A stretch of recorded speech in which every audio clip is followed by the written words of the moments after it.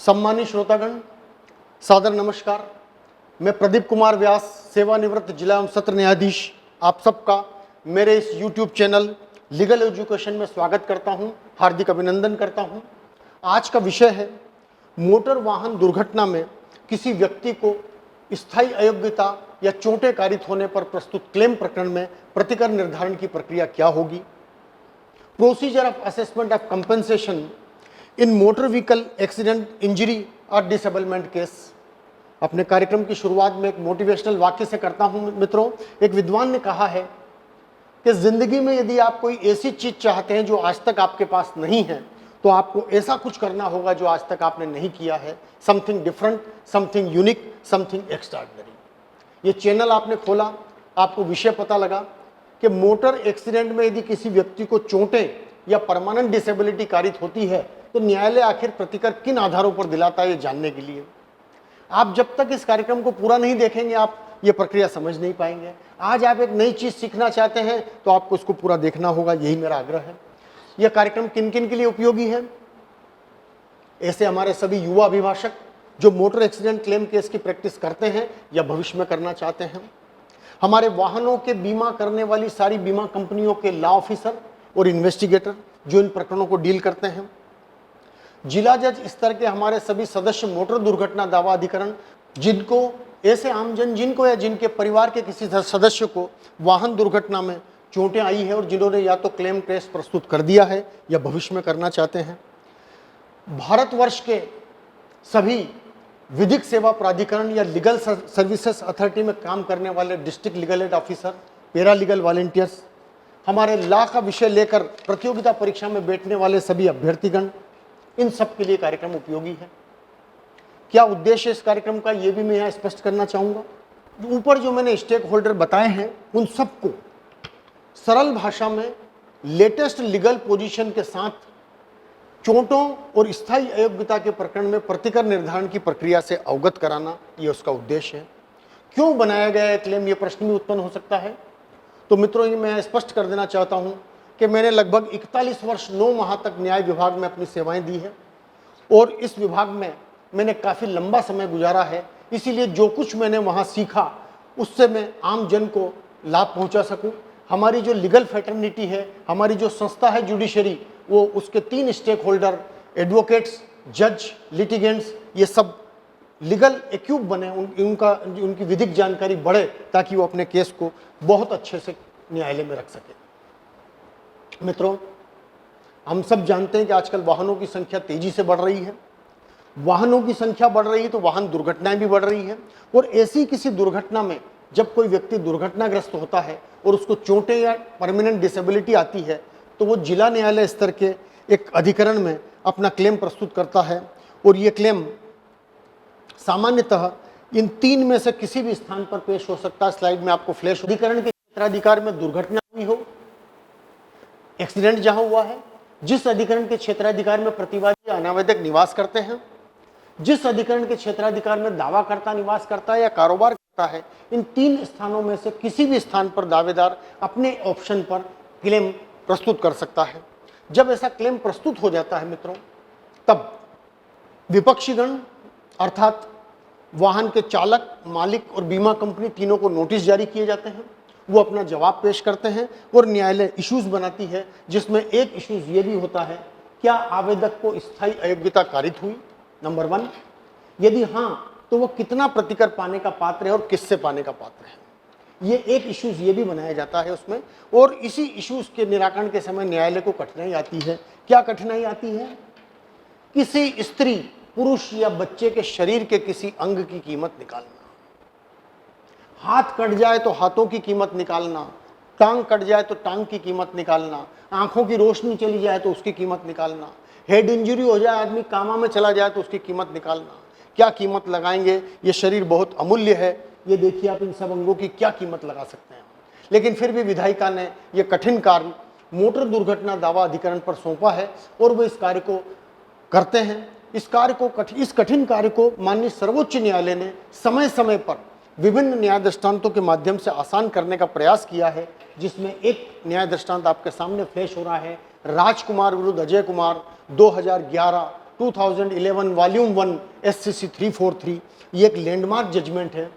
इसको मैं एक लैंडमार्क जजमेंट इसलिए कहता हूं कि जैसा मैंने पहले डेथ केस के मामले में एक वीडियो बनाया था और उसमें आपको बताया था कि डेथ केस में सरला वर्मा विरुद्ध दिल्ली ट्रांसपोर्ट कॉर्पोरेशन एक लीडिंग केस है, उसी तरह से चोटों के मामले में राजकुमार वाला भी एक लीडिंग केस है, क्योंकि इस मामले में पहली बार माननीय सर्वोच्च न्यायालय ने विस्तार से चोटों और स्थायी अयोग्यता के मामले में प्रतिकर निर्धारण की प्रक्रिया क्या होगी इस पर प्रकाश डाला है। यही प्रक्रिया इस मामले की आज की विषय वस्तु है। उस प्रक्रिया को माननीय उच्च न्यायालय ने बताया, सर्वोच्च न्यायालय ने, कि क्या पहला बिंदु तो आवेदक को यह साबित करना पड़ेगा, नंबर 1, क्या आवेदक को स्थायी अयोग्यता कारित हुई, नंबर 1, परमानेंट डिसेबलमेंट आया उसको, नंबर 2, क्या वो टोटल डिसेबलमेंट है या पार्शियल है, और इससे भी ज्यादा की क्वेश्चन दूसरा है कि क्या उक्त स्थायी अयोग्यता से आवेदक की अर्जन क्षमता या अर्निंग कैपेसिटी प्रभावित हुई है। तो 2 की क्वेश्चन हो गए। पहला, क्या आवेदक को स्थायी अयोग्यता कारित हुई, नंबर 1, नंबर 2, क्या उससे उसकी अर्निंग कैपेसिटी प्रभावित हुई। ये 2 महत्वपूर्ण प्रश्न दावेदार को साबित करना पड़ते हैं। इसके अलावा दुर्घटना दिनांक को उसकी उम्र क्या थी आवेदक की, और दुर्घटना दिनांक को कितनी आमदनी अर्जित करता था। ये 4 बातें सर्वप्रथम आवेदक को साबित करना पड़ती है। इसमें और भी चीजें हैं, जैसे भविष्य की संभावनाएं, वो आवेदक को साबित नहीं करना पड़ती है, क्योंकि प्रणय शेठी वाले मामले में भविष्य की संभावनाओं का एक चार्ट दिया है, जिस पर मैंने डेथ केस में भी चर्चा की थी और आगे यहां भी बताऊंगा। गुणांक उम्र के अनुसार प्रयोग होता है, उसकी सारणी सरला वर्मा में दी गई, वो भी स्पष्ट है। इस तरह से किसी व्यक्ति की आमदनी में भविष्य की संभावनाएं जोड़कर जो वार्षिक आमदनी आती है, उसमें उम्र के अनुसार गुणांक लगाते हैं, और जो राशि आती है वो तब देते हैं जब 100% डिसेबल हो जाता है वो आदमी, और जितने परसेंट अर्जन क्षमता हम प्रमाणित करेंगे उतने परसेंट उस राशि का दिलाया जाता है। ये कुल प्रक्रिया रहती है इसमें, इस तरह से उसको बताना पड़ता है। अब देखिए, पहला प्रश्न क्या बनाया, क्या उसको अयोग्यता कारित हुई है, और वो अयोग्यता आंशिक है या पूर्ण है, टोटल डिसेबलमेंट है, पार्शियल है। जैसे किसी चालक या मजदूर का हाथ कट गया तो ये टोटल डिसेबलमेंट है, क्योंकि अब वो ड्राइवर का काम नहीं कर सकेगा, मजदूर का काम नहीं कर सकेगा। लेकिन किसी लिपिक या व्यापारी के हाथ में अस्थिभंग हुआ, उससे उसकी कार्य क्षमता थोड़ी कम हो गई, ये पार्शियल डिसेबलमेंट है। ये दोनों उदाहरण इसी मामले में राजकुमार वाले में सर्वोच्च न्यायालय ने दिए। अयोग्यता का प्रतिशत जो हम निकालते हैं वो किसी अंग विशेष का निकालते हैं, जैसे हाथ का या पांव का, तो पूरे शरीर के मान से कितना होगा यह भी देखा जाता है। और सबसे मूट क्वेश्चन, क्या स्थायी अयोग्यता से आवेदक की अर्जन क्षमता या अर्निंग कैपेसिटी पर प्रभाव पड़ा या नहीं, यह इसका मूल क्वेश्चन है। और इसको निकालने के लिए 5 बातों पर ध्यान देना पड़ेगा। नंबर 1, सबसे पहले ये बताना पड़ेगा आवेदक को कि दुर्घटना के पहले उसका व्यवसाय क्या था और नेचर ऑफ द वर्क क्या था। अतः मैं जितने लर्नेड एडवोकेट सुन रहे हैं उनका ध्यान आकर्षित करूंगा कि ऐसे चोटों के प्रकरण में, ऐसे स्थायी अयोग्यता के प्रकरण में सबसे पहले यह साबित करें कि हमारा आवेदक दुर्घटना के पहले कौन सा काम करता था, उसका नेचर ऑफ द वर्क क्या था, दुर्घटना के पहले वो कौन सी कार्य और गतिविधियां करता था जो अभी भी कर सकता है, कौन सी कार्य और गतिविधियां ऐसी है जो अब बिल्कुल नहीं कर सकता, कौन सी ऐसी है जो कुछ कुछ कर सकता है, और क्या उसकी आजीविका चलाने में वो पूरी तरह अयोग्य हो चुका है। इन 5 की क्वेश्चन पर आपको ध्यान केंद्रित करना है। इन 5 प्रश्नों पर अपनी स्पष्ट साक्ष्य लाना है, ताकि आप ये साबित कर सकें कि हमारे आवेदक को इस दुर्घटना में ऐसी चोटें आई जिससे उसको न केवल परमानेंट डिसेबिलिटी हुई, बल्कि वो ऐसी डिसेबिलिटी हुई जिससे उसकी अर्जन क्षमता प्रभावित हो गई। अर्जन क्षमता का प्रभाव उक्त प्रश्नों पर विचार करके देखना पड़ता है। उदाहरण देख लीजिए, एक चालक या मजदूर का बायां हाथ कट जाए, अब वो कभी ड्राइविंग नहीं कर सकेगा, अब वो कभी मजदूरी नहीं कर सकेगा। एक कारपेंटर का हाथ कट जाए, कारपेंटर का काम नहीं कर सकेगा, तो यहां उसकी अर्जन क्षमता किससे प्रभावित होगी। मान लीजिए ड्राइवर है, 300 रुपये रोज कम से कम मिलता है उसको मिनिमम, अब उसको ड्राइवर पे नहीं रखा जाएगा, अब उसको 300 रुपये रोज अर्थात 9,000 रुपये महीना वो नहीं कमा पाएगा। अब वो एक हाथ से होने वाले छोटे छोटे काम कर सकेगा, जिसमें 20% आमदनी रह जाएगी, उसकी केवल 25% आमदनी रह जाएगी। तो ऐसे ड्राइवर और मजदूर की अर्जन क्षमता 80% प्रभावित हो जाती है। लेकिन दूसरा उदाहरण देखिए, एक शासकीय सेवक है जो टेबल वर्क करता है, एक सुपरवाइजर है जिसको केवल सुपरविजन करना है कि मजदूर बराबर काम कर रहे हैं कि नहीं कर रहे हैं, सब फैक्ट्री में लोग आए कि नहीं आए, तो सुपरविजन के काम में उसको कोई प्रभाव नहीं पड़ेगा, लिपिक को कोई प्रभाव नहीं पड़ेगा, उसकी नौकरी नहीं जाएगी। ड्राइवर की नौकरी, ड्राइवर का काम खत्म हो जाएगा उसका, लेकिन लिपिक की नौकरी नहीं जाएगी, वो एक हाथ से भी अपना काम कर सकेगा। तो यहाँ अर्जन क्षमता चालक जितनी प्रभावित नहीं होगी, जितने ड्राइवर और मजदूर की हुई थी हाथ कटने से, उतनी इस लिपिक के मामले में नहीं होगी। और यही अंतर है, यही सुप्रीम कोर्ट ने कहा राजकुमार अजय कुमार वाले मामले में कि केवल अर्जन क्षमता केवल स्थायी अयोग्यता के प्रतिशत के आधार पर आंख मूंद कर प्रतिकर नहीं दिलाना चाहिए, बल्कि ये देखना चाहिए कि उस डिसेबिलिटी से, उस परमानेंट डिसेबिलिटी से उसकी अर्निंग कैपेसिटी कितनी प्रभावित हुई। ये बाद में एन माजेगौड़ा का जजमेंट भी आया 2014 में, इसमें भी यही कहा कि केवल अयोग्यता के प्रतिशत के आधार पर प्रतिकर नहीं दिलवाना चाहिए। आइए हम देखें कि आखिर ये स्थायी अयोग्यता हम कैसे साबित कर सकते हैं और कैसे हम अर्जन क्षमता का प्रभाव साबित कर सकते हैं। नंबर 1, डॉक्टर, इसका स्पेशलिस्ट या विशेषज्ञ साक्षी होता है डॉक्टर, वो आता है एविडेंस देने के लिए, वो एविडेंस देते हैं डॉक्टर हमारे सामने। लेकिन यहाँ कठिनाई ये आती है, इस राजकुमार अजय कुमार वाले मामले में भी सुप्रीम कोर्ट ने डील किया कि जिन डॉक्टर ने इलाज किया है वो साक्ष्य देने के लिए आना नहीं चाहते हैं। वो इसलिए नहीं आना चाहते हैं कि हमारे यहाँ आपने देखा होगा कि मेडिकल सुविधाएं बड़े बड़े सेंटर पर केंद्रित हो गई है। जैसे मैं मध्य प्रदेश की बात करूं तो इंदौर, भोपाल, ग्वालियर, जबलपुर, रीवा, सागर, ये जो कमिश्नरी केंद्र है, सिर्फ वहीं बड़े हॉस्पिटल हैं। एक व्यक्ति का झाबुआ जिले की रिमोट तहसील जोबट में यदि एक्सीडेंट होता है, अलीराजपुर की तहसील जोबट में एक्सीडेंट होता है उसका, तो वहाँ से यदि उसको अस्पताल ले जाया जाता है तो उसको रेफर कर दिया जाता है इंदौर, और इंदौर में उसका पूरा ऑपरेशन होता है, इलाज चलता है। क्लेम लगता है जोबट में या अलीराजपुर में, डॉक्टर इंदौर से वहाँ आना नहीं चाहते क्योंकि उनका पूरा दिन खराब होता है। तो ऐसे डॉक्टर की उपस्थिति का क्या प्रयास किया जाए, इस जजमेंट में इस पर भी प्रकाश डाला है। पहला उन्होंने कहा कि उनके लिए कमीशन अपॉइंट कर सकते हैं हम, कमीशन पर बयान होकर आ सकता है। जैसे मैं नीमच का उदाहरण दूं, नीमच में जनरली जो भी ऐसे ट्रामा बड़े एक्सीडेंट होते थे उनको उदयपुर रेफर किया जाता था। उदयपुर से डॉक्टर आते नहीं थे बयान देने, क्लेमेंट के एडवोकेट, बीमा कंपनी के एडवोकेट और एक कमिश्नर जाते थे, संडे के दिन बयान लेके आ जाते थे। एक तरीका ये हो सकता है। दूसरा, अभी लॉकडाउन के दौरान सुप्रीम कोर्ट ने भी बार बार कहा कि वीडियो कॉन्फ्रेंसिंग से सुनवाई की जाए। हालांकि अभी साक्ष्य लेखन उससे प्रारंभ नहीं हुआ, लेकिन वो भी आगे पीछे होना है। तो हम उन डॉक्टर साहब का कथन वीडियो कॉन्फ्रेंसिंग से भी ले सकते हैं। कई अन्वेषण अधिकारी और डॉक्टर के कथन नियमित न्यायालयों में भी आजकल वीसी से हो रहे हैं, तो वीडियो कॉन्फ्रेंसिंग से उनका बयान ले लें। कुल मिला के कोशिश ये करना चाहिए कि जिस डॉक्टर ने आपका इलाज किया उसी का बयान करवाएंगे तो वो ज़्यादा बेहतरी से बता सकेगा कि आखिर इनके क्या कॉम्प्लिकेशंस है उसमें। जब डॉक्टर आवे साक्ष्य देने तो अधिकरण की सक्रिय भूमिका होती है, ये भी कहा। और मैं कहता हूँ कि न केवल अधिकरण की बल्कि दावेदार और बीमा कंपनी के लर्नेड एडवोकेट की भी सक्रिय भूमिका रखना चाहिए। उनको सारे प्रश्न पूछना चाहिए डॉक्टर साहब से कि साहब ये काम करता था, ड्राइवर का काम करता था, अब उस ड्राइवर के काम करने में उसको क्या कठिनाई आएगी, कारपेंटर के काम में क्या कठिनाई आएगी इन चोटों से, इस बारे में सारे प्रश्न करके एक मटेरियल रिकॉर्ड पर लाना चाहिए जिससे अर्जन क्षमता का प्रभाव निकाल सके हम उसमें। ये डॉक्टर जब आते हैं साक्ष्य देने, कभी कभी जिन डॉक्टर ने इलाज किया वो ना प्रमाण पत्र देते हैं ना साक्ष्य देते हैं, तब वो स्थानीय डॉक्टर से प्रमाण पत्र बनवा के लाते हैं, वो भी साक्ष्य देने आते हैं। जब वो भी साक्ष्य देने आए तो उनसे भी सारी स्थितियां साफ साफ पूछना चाहिए उनसे। और इस राजकुमार अजय कुमार के मामले में सुप्रीम कोर्ट ने यह भी कहा कि चिकित्सा शब्दकोश या मेडिकल डिक्शनरी भी पास में रखना चाहिए। यदि डॉक्टर कोई टेक्निकल वर्ड काम में ले तो उनसे पूछना चाहिए कि इसका सरल शब्द क्या है साहब, और वो सरल शब्द लिखना चाहिए ताकि हम उस चोट की प्रकृति को समझ सकें और उसके प्रभाव को समझ सकें। इसलिए मेरा आग्रह है कि जब कभी ऐसी स्थिति बने तो डॉक्टर जब कथन देने आए तब हमें बहुत सावधानी पूर्वक उनको जो है उनका बयान लेना चाहिए और सारे चीज़ें जो मटेरियल है वो रिकॉर्ड पे लाना चाहिए ताकि हम अर्जन क्षमता की कितनी हानि हुई, कितने प्रतिशत अयोग्यता कारित हुई, यह निर्धारित कर सकें। एक और इसमें तरीका है, मेडिकल बोर्ड से परीक्षण करा लें। मान लीजिए जिन्होंने इलाज किया वो आ भी नहीं रहे, प्रमाण पत्र भी नहीं दे रहे हैं, स्थानीय डॉक्टर का भी आपको लगता है विश्वसनीय नहीं है, तो हर जिले में एक डिस्ट्रिक्ट मेडिकल बोर्ड होता है जिसकी बैठक सप्ताह में 2 या 3 दिन होती है। हम आवेदक को वहां भी परीक्षण के लिए भेज सकते हैं और एक क्वेश्चनर दे सकते हैं कि इन बिंदुओं पर इसका परीक्षण करके रिपोर्ट दी जाए। ये भी एक इसमें तरीका सुझाया है।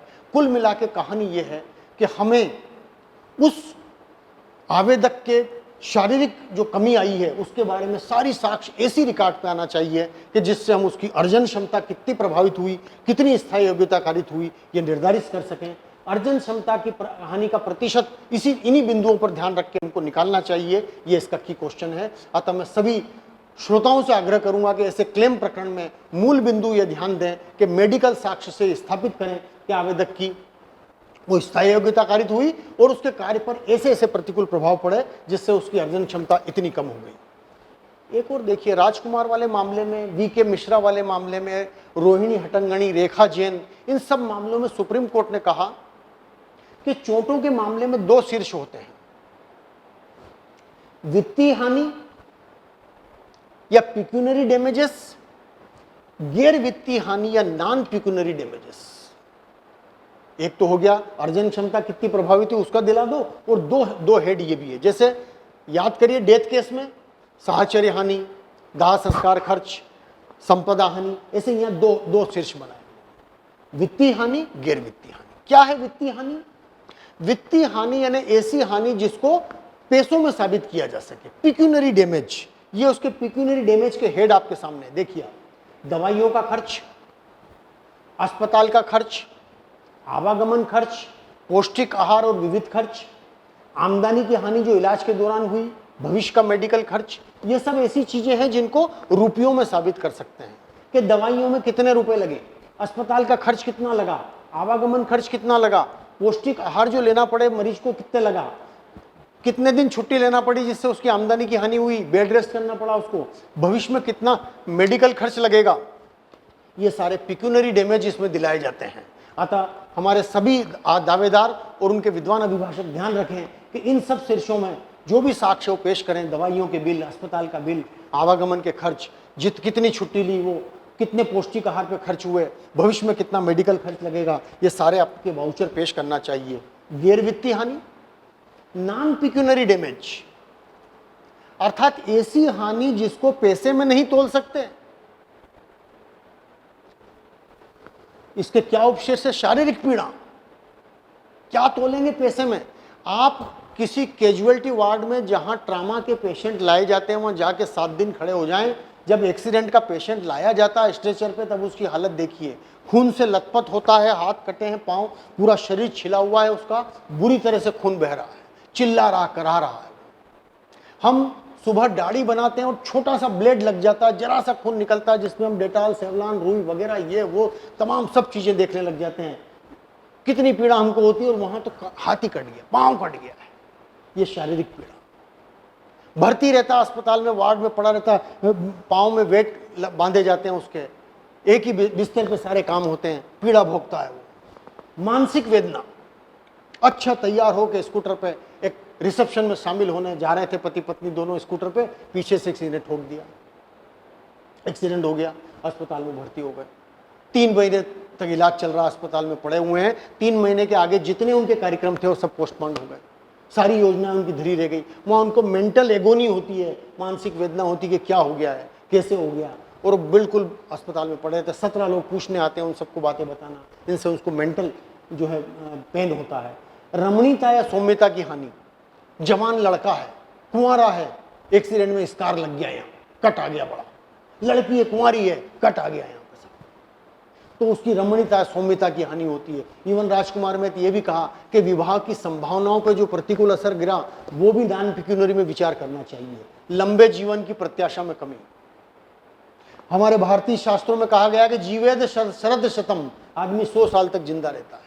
लेकिन जब ऐसा कोई एक्सीडेंट हो जाता है, टांग कट जाती है, अब वो वॉकिंग नहीं कर सकेगा, एक्सरसाइज नहीं कर सकेगा, दर्द से कराता, रात रात भर नींद नहीं आती है, तो उसकी लंबे जीवन की प्रत्याशा कम हो जाती है। तो मैं हमारे सारे लर्नेट एडवोकेट से और लर्नेट एम्बेसिटी से आग्रह करूंगा कि नॉन पिक्यूनरी डैमेजेस को भी समझे और इनमें अलग अलग पैसा दिलाए कि आखिर एक पाँव कटने से कितनी शारीरिक पीड़ा हुई होगी, एक हाथ कटा होगा कितनी पीड़ा हुई होगी, मानसिक वेदना कितनी हुई होगी, लंबे जीवन की प्रत्याशा में कितनी कमी आई होगी उसकी, इन सबको ध्यान रखें। ये पैसों में तो साबित नहीं किया जा सकता, लेकिन गेस वर्क के आधार पर, अपने जीवन के सामान्य अनुभवों के आधार पर इनमें प्रतिकर दिलाना चाहिए। यही बात मैंने कही है कि गेस वर्क के आधार पर इन सभी हेड नॉन पिक्यूनरी डैमेज में, क्योंकि पिक्यूनरी तो साबित कर देगा, नॉन पिक्यूनरी में दिलाना चाहिए। उम्र के दस्तावेज याद करिए, मैंने आगे बताया था कि आवेदक को अपनी उम्र साबित करना पड़ेगी। उम्र कैसे साबित कर सकते हैं? आधार कार्ड, मतदाता परिचय पत्र, चालन अनुज्ञप्ति, स्कूल का रिकॉर्ड, आयकर का पैन कार्ड, मेडिकल जो होता है उसमें उम्र लिखते हैं, राशन कार्ड, बीपीएल कार्ड, जन्म प्रमाण पत्र। मैं डेथ केस वाले मामले में विस्तार से इन दस्तावेजों के बारे में बता चुका हूं, आप उनसे भी मार्गदर्शन ले सकते हैं। तो इन सब दस्तावेजों से हमें आवेदक की दुर्घटना दिनांक को क्या उम्र थी ये साबित करना चाहिए। उम्र क्यों साबित करते हैं? गुणांक लगता है, और गुणांक 5 वर्ष की उम्र तक एक ही लगता है, जैसे 21 से 25 एक ही मल्टीप्लाई लगेगा। इसलिए उम्र लगभग भी साबित कर दी जाए तो काम चल सकता है, लेकिन हमें ठीक ठीक उम्र साबित करने का प्रयास करना चाहिए। दूसरा, आमदनी, क्या कमाते थे हमारे आवेदक दुर्घटना के दिनांक को? तो आमदनी में मान लीजिए गृहस्वामिनी या हाउसवाइफ है, हाउसवाइफ की कोई निश्चित तनख्वाह नहीं होती है, लेकिन वो 24/7 काम करती हैं। नाश्ता बनाना, खाना बनाना, बच्चों का टिफिन बनाना, बच्चों को तैयार करना, उनका होमवर्क बनाना, पति का टिफिन, घर के काम। अभी आपने लॉकडाउन के दौरान नजदीकी से देखा होगा कि एक हाउसवाइफ कितने काम एक घर के करती है। तो माननीय सर्वोच्च न्यायालय के सामने जब ये मैटर पहुंचा पहली बार लता वाधवा वाले मामले में, सुप्रीम कोर्ट ने कहा कि ऐसी गृहस्वामिनी को यदि कोई मान लो उसका एक्सीडेंट हो जाता है या उसकी मृत्यु हो जाती है तो हमें एक कोई भी वित्तीय उसकी जो है आय निकालना चाहिए और रखना चाहिए। इस मामले में 2001 में उन्होंने 3000 रुपये कहे थे।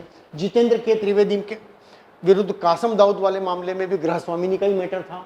अरुण अग्रवाल वाला मामला, लक्ष्मींदर नायक वाला मामला, इन सब मामलों में सुप्रीम कोर्ट ने यही कहा कि हाउसवाइफ जो घर में सेवाएं देती है उसका कुछ न कुछ वित्तीय मूल्य होना चाहिए। और मैं आग्रह करूंगा कि जब भी हाउसवाइफ के एक्सीडेंट का मामला आपके सामने आए तो कम से कम 6000 रुपये प्रति माह तो माना ही जा सकता है, इससे अधिक भी माना जा सकता है। आमदनी का कोई प्रमाण नहीं है, या प्रमाण तो है लेकिन वो अतिरंजित है, हमको नहीं जम रहा है वो, तब हम मिनिमम वेजेस एक्ट या न्यूनतम मजदूरी अधिनियम से भी मार्गदर्शन ले सकते हैं। न्यूनतम मजदूरी अधिनियम 1948 में सक्षम प्राधिकारी कुशल और अकुशल श्रमिकों की आय घोषित करते हैं, वेज घोषित करते हैं। कुशल श्रमिक की इतना रुपए प्रति माह, अकुशल की इतना।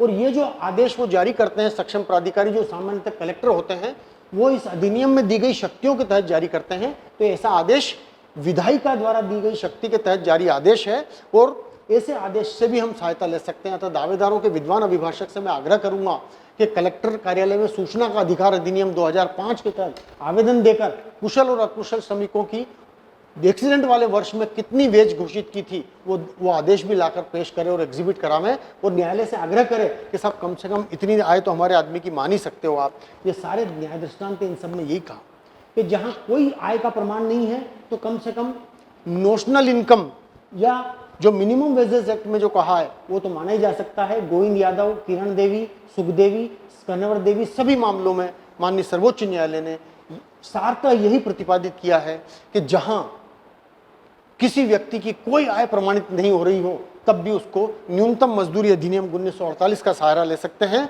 और धारा 57 एविडेंस एक्ट ये कहती है कि न्यायालय ऐसे कानूनी आदेश का जुडिशियल नोटिस ले सकता है।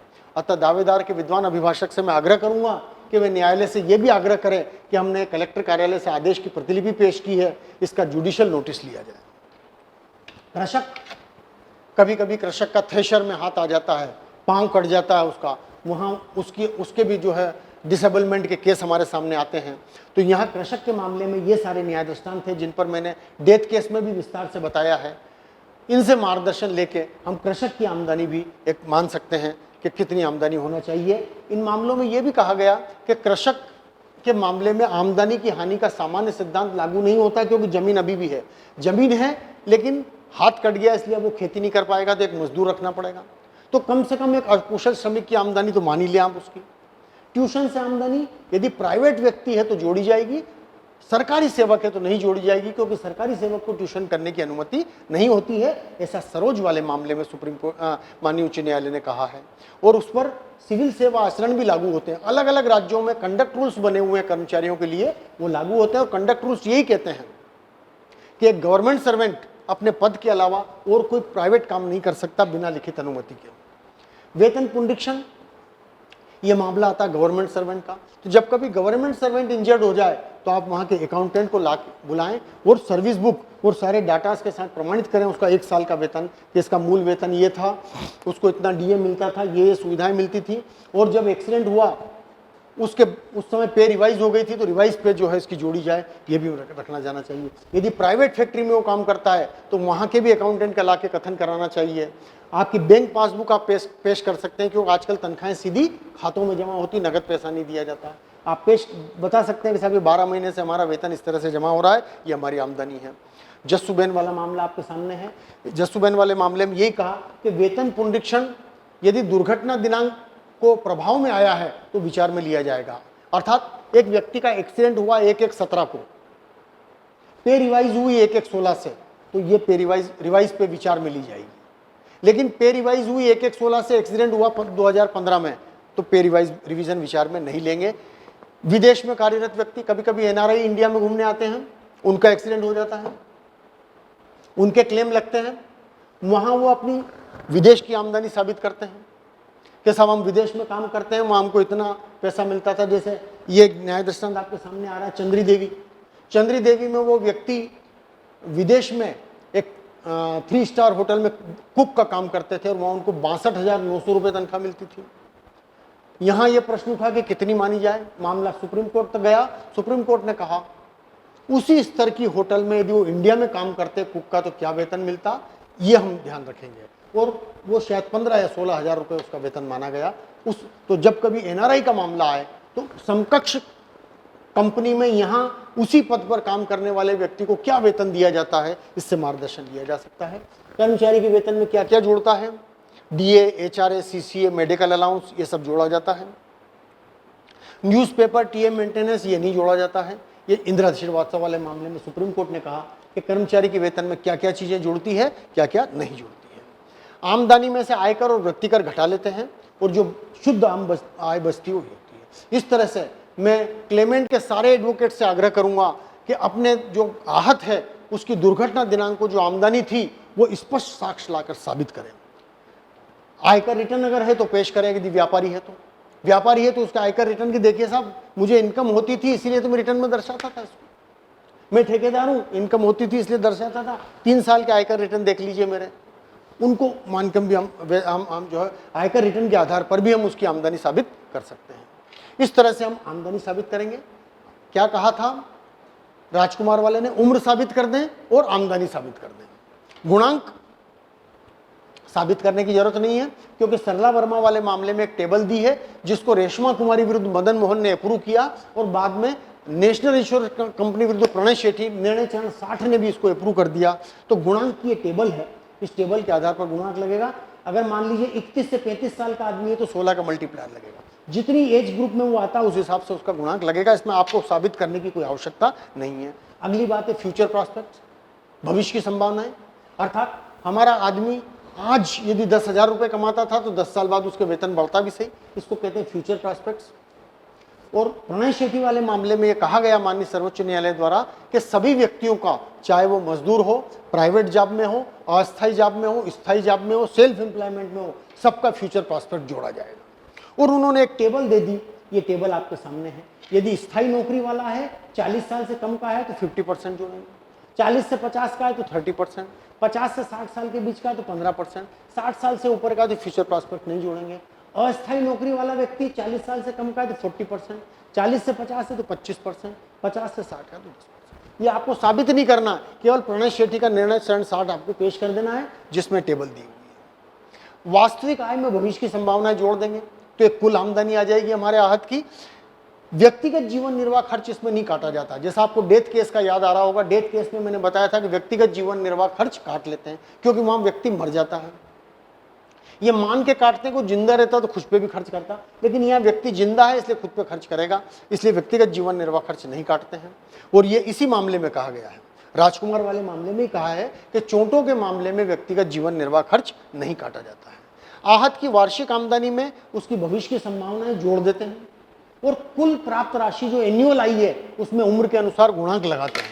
तो जो राशि आती है वो तब देते जब उसको 100% स्थायी योग्यता कारित हो जाती है।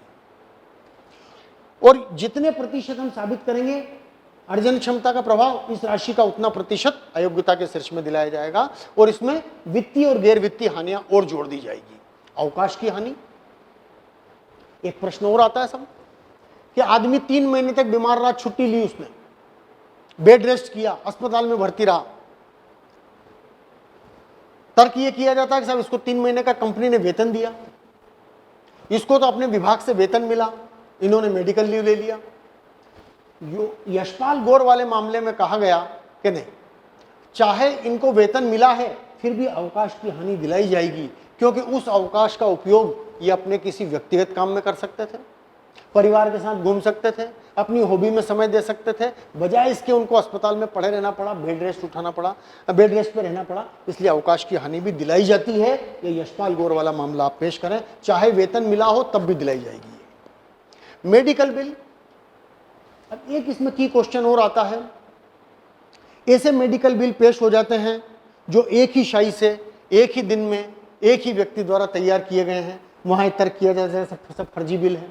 ये प्रश्न आता है अक्सर, लेकिन आप हमें यह ध्यान रखना चाहिए कि जब किसी व्यक्ति का कोई परिवार का सदस्य बीमार होता है और वो आईसीयू में होता है और डॉक्टर निकल के उसको एक स्लिप देते हैं कि दवाई लाओ, तो वो भाग के जाता है नीचे मेडिकल स्टोर से दवाई लेके आके तत्काल देता है, तब उसको ये ध्यान नहीं रहता है कि मैं मेडिकल बिल बनवाऊँ।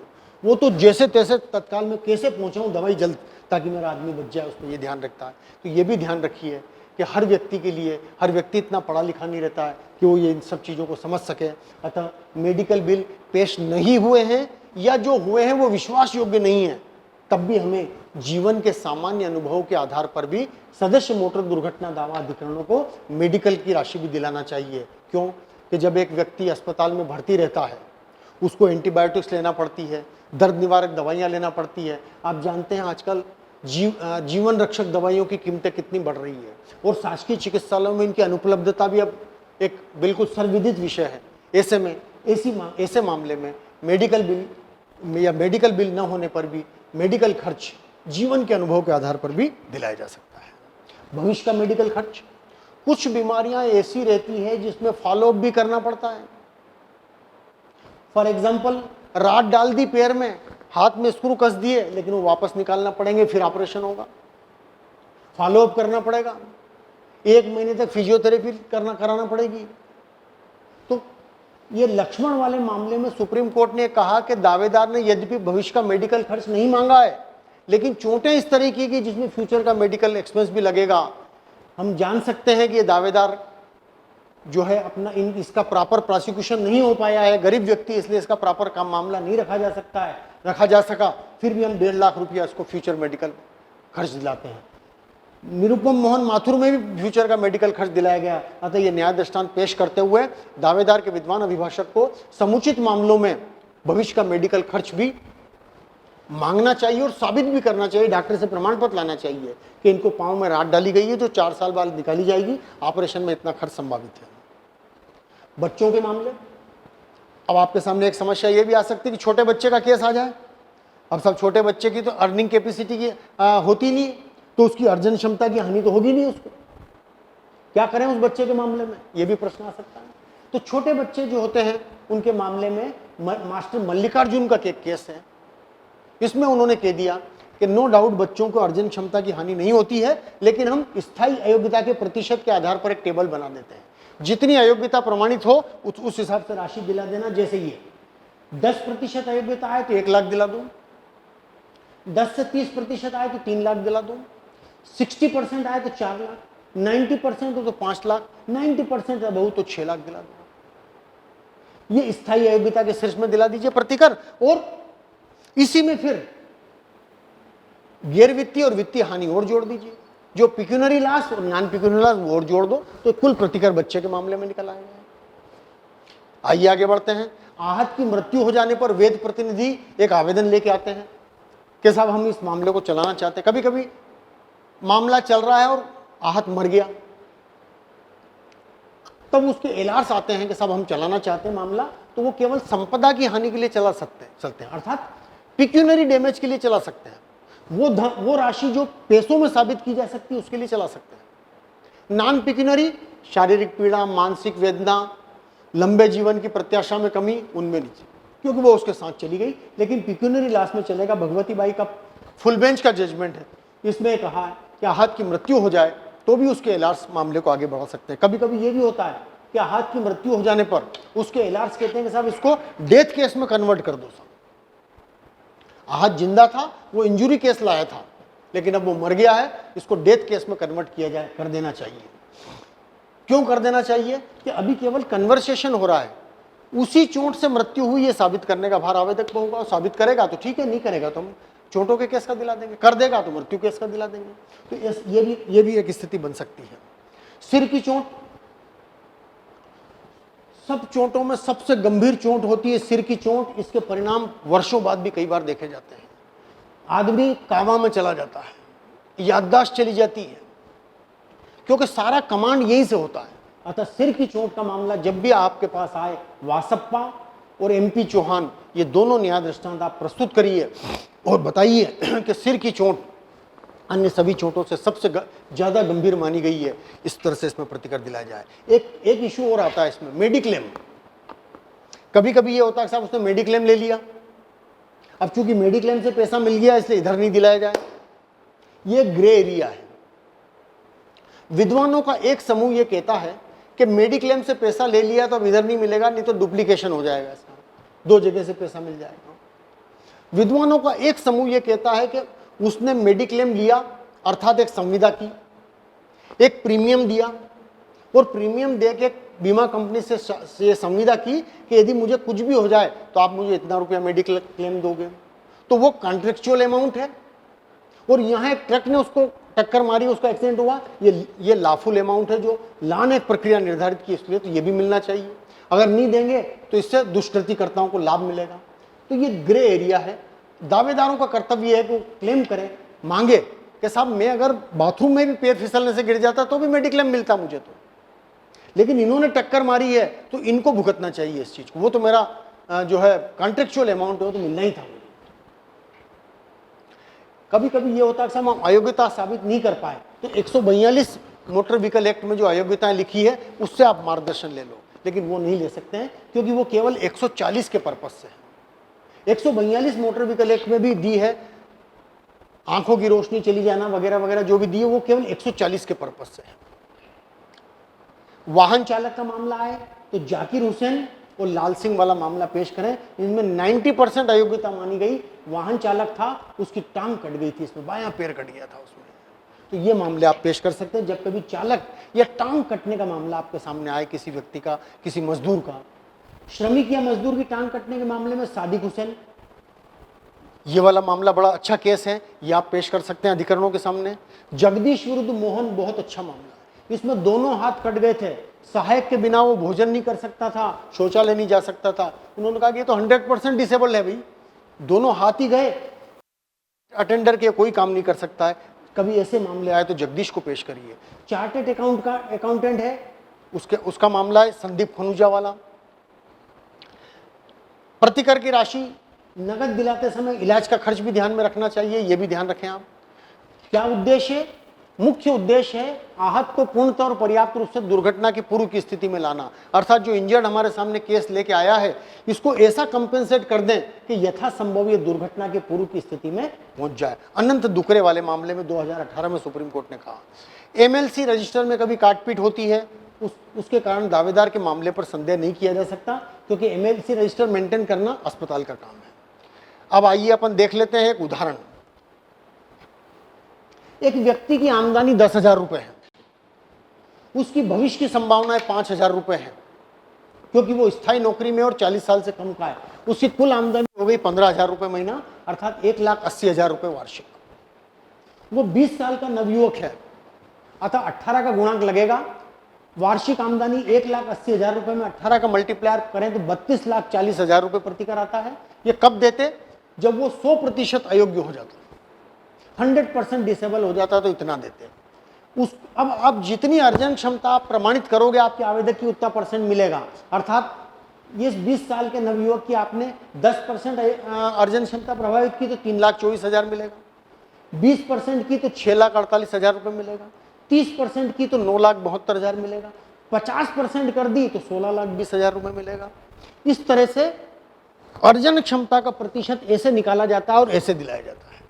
आदमी की आमदनी, उसमें भविष्य की संभावनाएं जोड़ दें, व्यक्तिगत जीवन निर्वाह खर्च कटता नहीं है इसमें, जितनी उम्र हो उतने का मल्टीप्लायर लगा दें, तो ये राशि जो आएगी ये कब देते हैं, जब 100% डिसेबल हो जाए, और जितना परसेंट आप साबित करते हैं या अधिकरण प्रमाणित मानती है उतने परसेंट इस राशि का दिलाया जाता है। तो ये तो हो गया काय का स्थायी अयोग्यता का प्रतिशत। अब इसमें कौन कौन से मत जुड़ जाते हैं? वित्तीय हानि, दवाइयों का खर्च, अस्पताल का खर्च, आवागमन खर्च, पौष्टिक आहार, अटेंडेंट आवागमन खर्च, भविष्य का इलाज खर्च। ये कौन से हैं? पिक्यूनरी डैमेज, जो राजकुमार वाले मामले में कहा, रोहिणी वाले मामले में कहा, वीके मिश्रा में कहा कि सब मदों में दिलाना चाहिए। तो ये पिक्यूनरी डैमेजेस जो दावेदार साबित करे वो ये दिलाइए। नॉन पिक्यूनरी, शारीरिक पीड़ा, मानसिक वेदना, रमणीयता या सौम्यता की हानि या शादी की संभावनाओं की कमी, लंबे जीवन की प्रत्याशा में कमी, इनमें गेस वर्क के आधार पर प्रतिकर दिलाएं।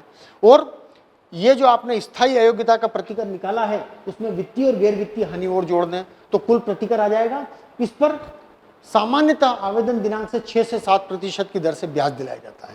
अब मान लीजिए ऐसा उदाहरण आ गया कि उसकी आमदनी की हानि हुई नहीं, अर्जन क्षमता प्रभावित नहीं हुई, जैसे लिपिक, टेबल पर काम करने वाला व्यक्ति जो मैंने ऊपर उदाहरण दिया था, या सुपरवाइजर, तो क्या उसको कुछ नहीं दिलाएंगे या स्थायी अयोग्यता के मद में नहीं दिलाएंगे? क्यों दिलाएंगे? क्योंकि उसने एक हाथ खोया है और उस हाथ के खोने से कई गतिविधियां वो नहीं कर सकता जो दोनों हाथ से होती है, इसलिए वहां इतना प्रतिशत तो नहीं दिलाएंगे जितना इसमें कहा है।